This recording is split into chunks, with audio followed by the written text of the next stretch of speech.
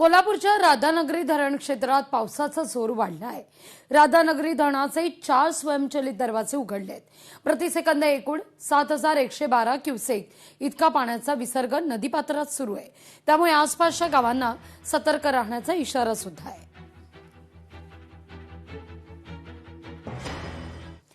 वाशिममध्ये रवींद्र चव्हाणांचा मवियाला दणका आहे। सरपंच ग्रामपंचायत सदस्यांचा भाजपात प्रवेश आहे।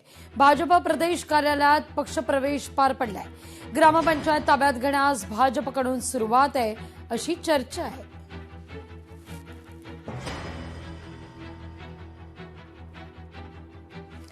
मुंबई नागपूर महामार्गावरील बायपासवर पुलाचा भराव खचलाय। गिरीश महाजन आणि गुलाबराव पाटलांकडून पाहणी सुद्धा आहे। कंत्राटदारांवर कठोर कारवाई करावी अशी महाजन मागणी करतायत।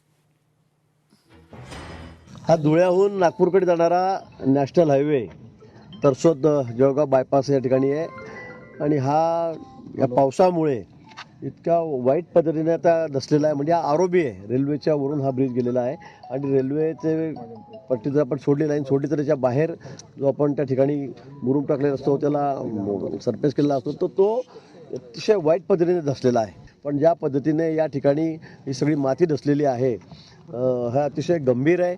माननीय गडकरी साहेबांच्या कानावर मी सर्व टाकलेलं आहे। त्यांनी सांगितलं की जर कडक ॲक्शन आपण त्या ठिकाणी।